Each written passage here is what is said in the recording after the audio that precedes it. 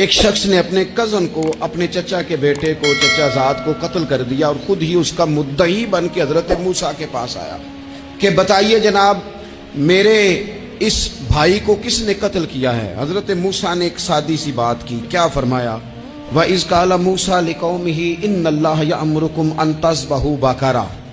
حضرت موسیٰ علیہ السلام نے اپنی قوم سے کہا کہ اللہ تمہیں حکم دیتا ہے کہ ایک گائے ذبح کرو، گائے کا کچھ حصہ مقتول کو مارو، وہ خود اٹھ کے بتا دے گا مجھے کس نے قتل کیا ہے۔ یہ پہلا سپارہ ہے قرآن مجید کا، آپ اس کو دیکھ لیں، یہ آیت نمبر 67 سے شروع ہو رہا ہے۔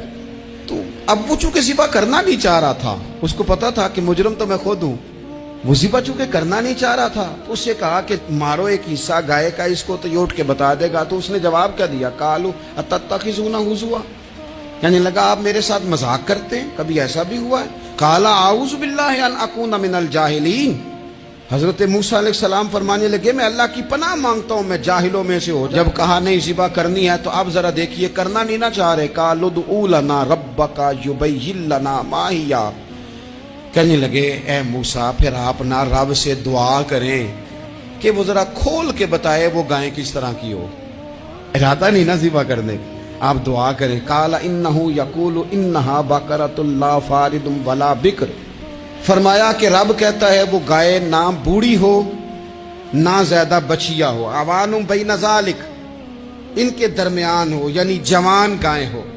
فافعلوا ما تؤمرون، کرو جس کا تمہیں حکم دیا جا رہا ہے۔ قالوا ادع لنا ربک یبین لنا ما لونھا، لو اگلی بات سن لو، کہنے لگے آپ دعا کریں رب سے کہ وہ کھول کے بتائے اس کا رنگ کس طرح کا ہو، رنگ بتائیں کس طرح کا ہو۔ قال انہ یقول انہا بقرۃ صفراء، فرمایا رب فرماتا ہے کہ صفراء رنگ کی ہو، یعنی گہرے زرد رنگ کی ہو، یہ رب فرماتا ہے اس طرح کی گائے ذبح کرو۔ فاقع لونھا تسر الناظرین، اور جب کوئی اسے دیکھے تو اسے اچھا بھی لگے، آنکھوں کو اچھی لگے وہ گائے، اس طرح کی گائیں ذبح کرو۔ لو اتنی باتیں بتا دی۔ قالوا ادع لنا ربک یبین لنا ما ہی، کہنے لگے نہیں آپ پھر دعا کریں اللہ ذرا کھول کے بتائے گائیں کس طرح کی ہو۔